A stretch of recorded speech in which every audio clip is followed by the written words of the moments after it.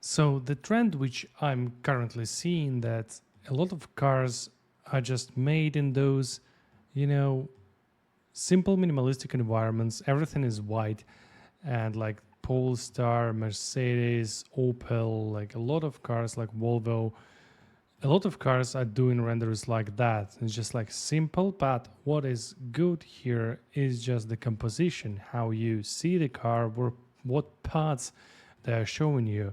So a lot of automotive brands right now, what they are doing, they don't want the viewer to be distracted by anything except the car, because the car is the protagonist in the commercial.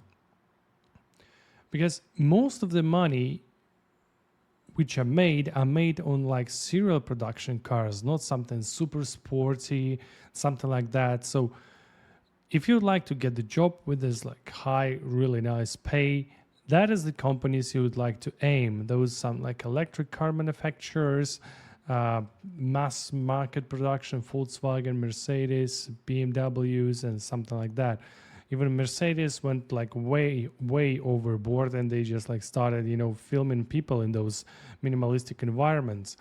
And if you'd like to, you know, expand your portfolio with the car renders with Unreal Engine, you probably need to use something like that and create minimal pictures, like minimalistic environment to show the car only, and to improve, the skill of environmental creation, light, look depth, and basically the color palette. We will try to create something like Opel did, or like Polestar right now. So let's jump back into Unreal Engine.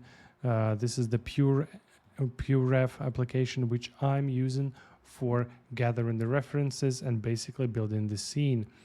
Also, there are some like AI generated images which we'll be using also for referencing and creating something more complex within Unreal Engine. And then we'll jump into this. But first, let's get with this minimalistic look, and I will tell you a few things which I have learned from working on automotive company. So let's start with something simplistic like that, or like Opel here did. I really like the contrast. Everything is poppy here, very like bright and so on, compared to this minimal thing which is done by Polestar. But anyway, for this one, we'll create the new level again. That will be file, new level. That will be again empty level, create. And let's again go to window, environment light mixer, skylight, atmospheric light, sky atmosphere, and hide fog. We don't need the volumetric cloud. So according to our reference, like for this one, there is just like some wall with the curve, and what can be really done well here, it's again using the modeling tools. So if we go to modeling tools, we can create some forms. Right now we will go with this cylinder. I'll explain why. We'll place it, and we really need to make it super big, right? We will scale it even more because we would like to fit our car here. The thing is that if you place the regular cylinder like here, if I quickly add the shape, it doesn't have enough of polygons. During the expansion, you will see it will have those like choppy edges. But when you create the cylinder in the modeling tools, you will be able to add more slices. So if we get like 128 slices or something like that, because we are going to scale that really much. So for that reason, I would like to make it really big and with a lot of radial slices. So let's check with the height. Let's make it higher, like 3 meters. I think this is enough. Let's hit accept. Okay, this looks good. Really nice. Let's make it even bigger, probably like this, because we need the like huge environment. I have here the Polestar model of the car. Let's just place it and see. I think we can go even bigger with the size, like that probably. So yeah, let's delete the car. Okay, that looks good. Now we need to duplicate this cylinder again by pressing Ctrl D and make it a little bit smaller, because we need to make the protrusion, basically the boolean, by using boolean node. I will show you how to do it right now.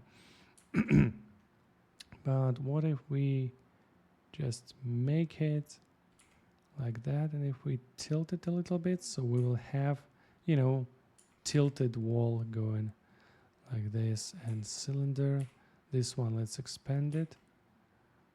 It's like really simple thing to do with these tools, with the modeling tools. And right now let's boolean this one. So let's go back to modeling, and in the modeling we can use the model with the boolean and basically cut out one from another. So see, if I pick one and pick the second one, I will have this interesting shape which I can use as the wall. I think we can make the wall even thinner if we just like make it a little bit bigger. Okay, we need to make it like that. Yes, and let's try again. Boolean difference. I think that looks okay. I'll hit accept. And now I have this Boolean mesh, which is like acting like a wall, right? Let's put some plane here. So shapes, plane. Really also need to put it like in the 0 coordinates, probably like this, and make it huge. Okay, can make this wall bigger, put it higher, like that. Because the reason is why I used it, because you have this nice shadow from the sun. And if you go like lower or higher, the shadow will be just smooth if you have enough polygons, right? So we can use that one. We can even rotate this one to make the walls bigger or smaller. So there's a lot of things which you can do with this asset which you create. It's really simple and cool way of creating simplistic geometry, and you have this like nice sharp cone shadow.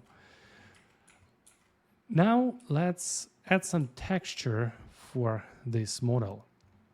So if you go to Quixel Bridge, you'll be able to access the Quixel Bridge Megascan library with a lot of materials and a lot of textures, 3D assets, and so on. So if I make this window bigger and go for surfaces, if you experience that this window is laggy, you can use the console command T max FPS 60. For some reason, this window works only in 60 FPS, and if you have more, it just like feels really, really laggy. So in surfaces, I'm gonna search for concrete, and maybe this one, concrete pavement, is fine. But let's see what painted wall plaster. Just basically scroll down through the textures, look for the one which you think suits the best. I'll be just looking for some concrete which is like flat and not like destroyed. This one is actually also nice, but we will use that a little bit later. This one, wow, that is good. So there are plenty of textures which you can use.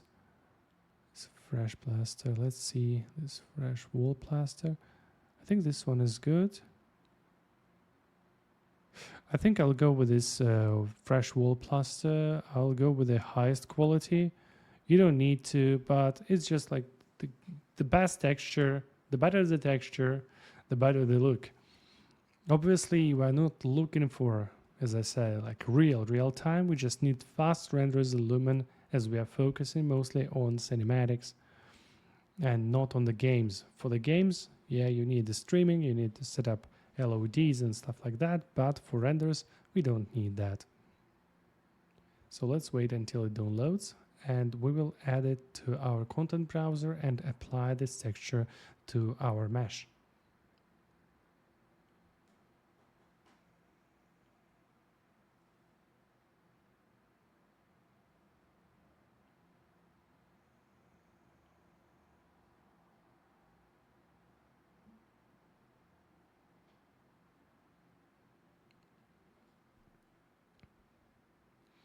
All right, when you click add, you will have the window pop up with the content browser. If that doesn't pop up, you can go just to Megascans, and there you'll see surfaces, and there you'll have some of the imported assets from the Quixel Bridge plugin. So we need the fresh wall plaster. That's the one which we downloaded. You can just drag and drop it to our mesh. But as you can see, it looks like super bad, strange, and like stretched. But you can change for each texture its tiling. So we can go here and set the tiling offset and probably make it 10 times in each direction. See, now it's already looking better. Probably we can stretch it even more, but like 15 here, or even 20 and 15 here. Even 25 on the Y.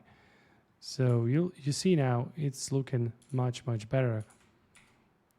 But what is in my reference? Let's check out. It's just plain wall. There is like no texture at all. See how they are working with that. There is nothing. It's just like completely blank. There is no texture. So we can probably even use the basic shape material for that one and apply it here too. So see how it looks. And if we put our car now, Polestar here, and create some, see there's even now there is already the proper shadow, just like in the pure ref here, right? And if we create right now cinematic camera actor, we can look at our car, see why I created this super big environment. Now let's change the focus of our camera, focus it here, and set the exposure and add the post-processing volume. See, it's already getting here. So if we look at that, there's a little bit more space like that. Maybe we can lower our wall just a bit, so we'll have a little bit of the sky in the scene, just like this, and turn the rig so we have the nice light on the car too, and add some steering, probably like, I don't know, minus 15 or 15, and disable the body lean to 0 because that's the static render, right? So this looks pretty much good. I already like that. But remember, as I said, that you can combine actually those settings. Actually, it's already looking cool. You can combine all these settings, including the HDRI, because I think like you can't find the better lighting than the HDRI. So let's quickly jump and download another HDRI just with the sky. In Polyhaven, you again can find any HDRIs, and there's just like skies, and there is special thing which is pure skies. You just have the skies there. There no mountains, nothing. You just can pick this any sky from that one. So if you look at some of the renders here, you can see that there is like cloud in the sky and so on. And also what is really good with the sky, that it gives you this atmospheric look and bleeds the color from the sky to your car. You have more details in the reflections. So let's go back to our HDRIs and find something suitable. I think there was something with like really nice clouds. Yeah, this one is good, pretty much. Let's download this one.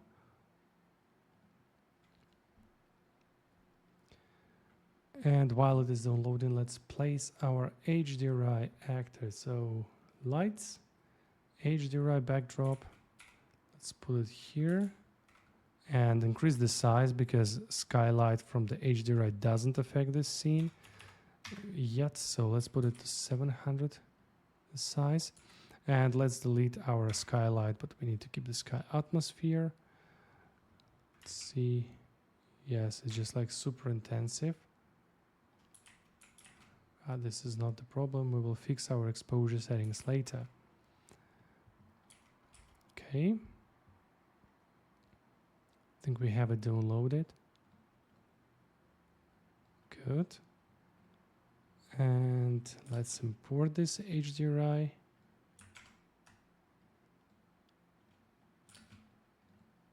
Okay, let's change a few settings. Because I still find those HDRIs like too bright. But right now, it's not a problem. No meep maps.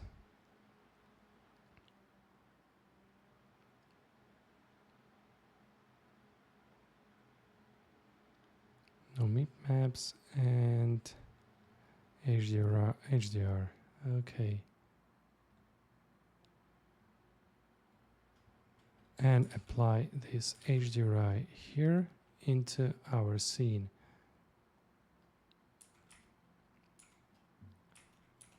Okay, sky atmosphere.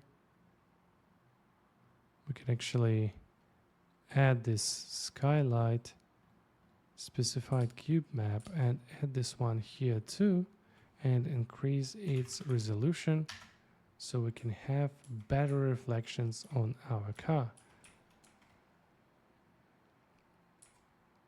Looking glorious, but we would need to adjust our parameters for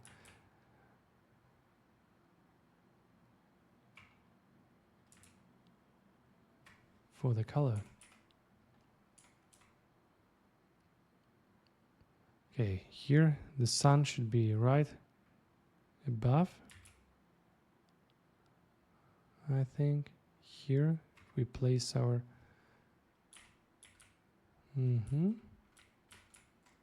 but that's not necessary to mimic it like 100%. Now let's add the post-processing volume, visual effects, post-process volume, and first set it unbound, exposure settings, set it to manual,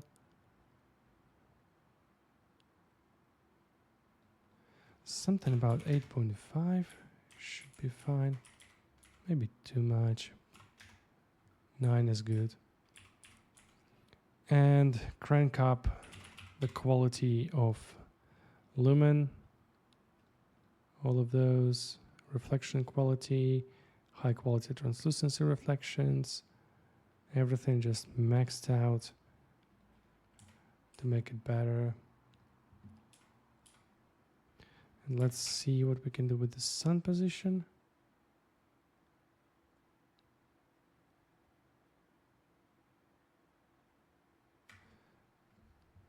And HDRI backdrop, intensity scale 0.5 or 1, 2. 2 is good, so it matches with the sun.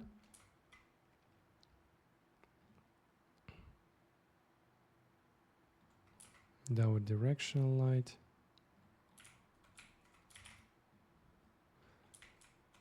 Let's wait.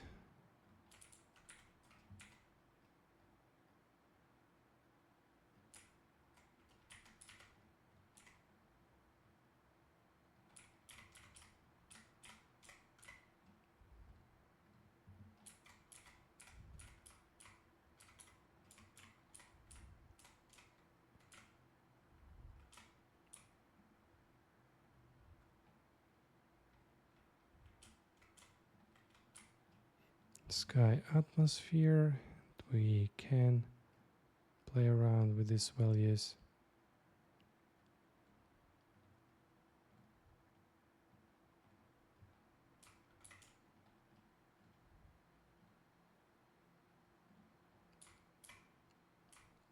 Okay. Skylight, light color. Because skylight is like fill light and it's giving those soft shadows, and it can add some bleed color here for this. So let's make it a little bit blue, like cold blues.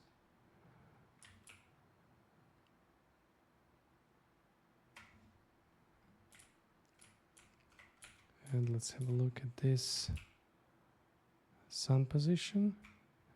We disable the sky atmosphere for now, just to see how that looks without the sky atmosphere, because it will not change the color of our light. Oh yeah, that's it. So it's always like play around and figure out thing to do. So the sky atmosphere gives this like natural sunset look in that case, but if you disable that, the sunlight will not be affecting it so much. And if we look at that in Path Tracer,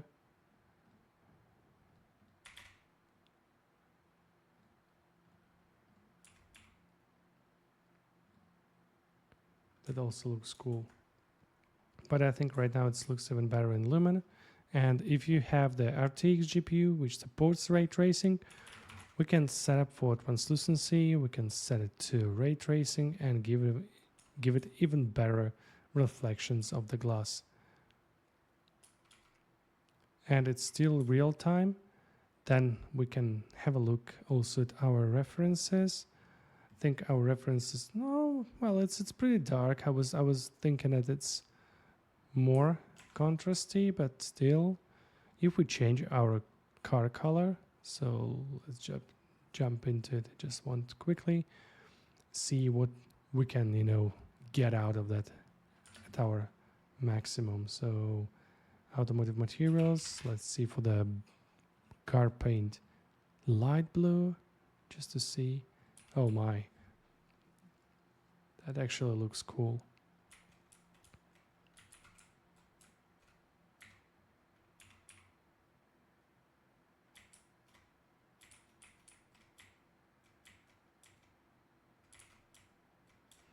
So such environments are really good for some real-time presentations. If you're doing some sort of configurator or something like that, that really works well, and you can create something like that.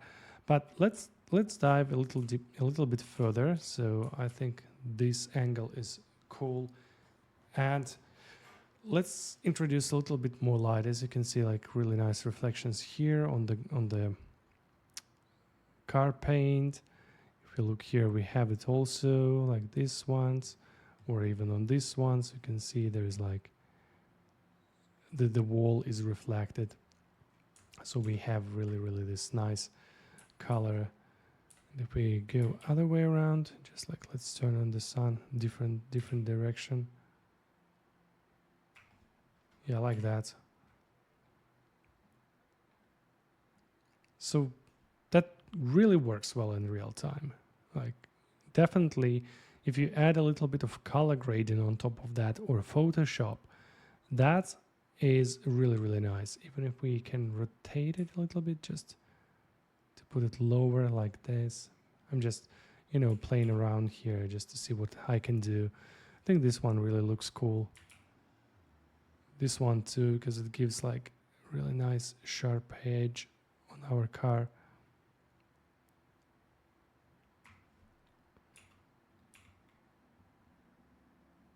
So yeah, really nice. So just play around, look what you like the most. It's just up to you to pick up what you like or what is like the client wants. It's really not that hard to do. You can play around, turn the car to, just draw it around with this shade. So you have the shadow, which is like dropping on here. Basically what your point here is just to show the car shape. And for example, here it's really dark, and let's use the same trick which we used before. So we will add light, rectangle light, and we'll put it here just to bump up our car a little bit, just to get some more details out of the shadows. So let's make it a little bit bigger so it will cast some light. See how that looks. Actually, not bad at all. So yeah, this is it. Also, there is one thing which a lot of car manufacturers see, like, or if you have in the interview, when you're showing the car from top, for example, like this, you should never ever use this view without any balcony. So if you have the car, because they are trying to implement the effect of presence, that you are actually here in the scene, and they really want you to have something that you can stand on. So if you are standing on something and looking at the car, the only way how to show the car from top is, like, you know, to show some balcony or something like that. So basically any structure which will be blurred out, but you should be able to see that structure. So you are standing on that. Maybe some balcony, maybe some glass of the balcony. So anything like that should be present in the scene if you are filming the car from the top. Like it really works that way. And if you are creating the cars, that will be one of the demands, or it will be in the guidelines, that you cannot like look at the car from the angle which is not like something that you can stand on. So if I go right now to our like mega scans, let's see, I had some really nice texture for that one, so it will somehow separate this texture from what we have here, this one. So it will be a little bit darker. Yes. So you need to do that in that case that you are standing on something. Maybe like this. Actually, like what I'm doing right now is like completely wrong, because you can actually create two viewports. Like right now we have only one which we are working in, but there's like many more.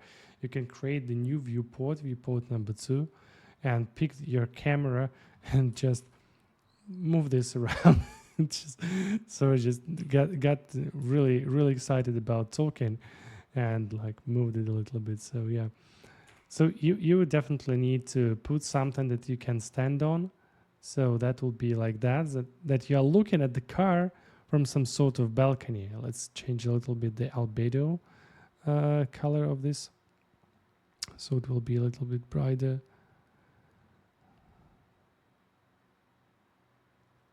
This.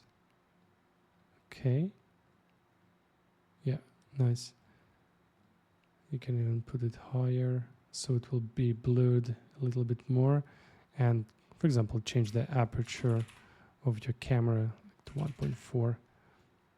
Obviously, you would need to adjust the exposure. You can do that exposure either in post-processing volume or in the camera. But if you do that in the post-processing volume, that will, you know, make all the scene darker. So in that case, I would prefer to override the usage of post-processing volume and set it up manually here like that. I can close this viewport right now. So see, there should be something always which is like sticking out of the frame, and that really gives the feeling that you are looking from the balcony or something like that. Let's focus on our car again, so we're not missing it. Yes, like that. Also, it's a really good thing to have a blocking volume, something like this, as I have created here.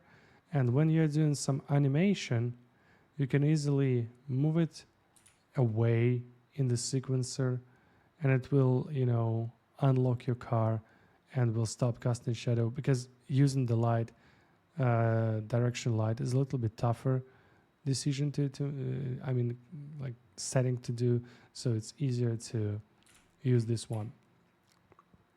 is the blocking volume, which is going like that, for example.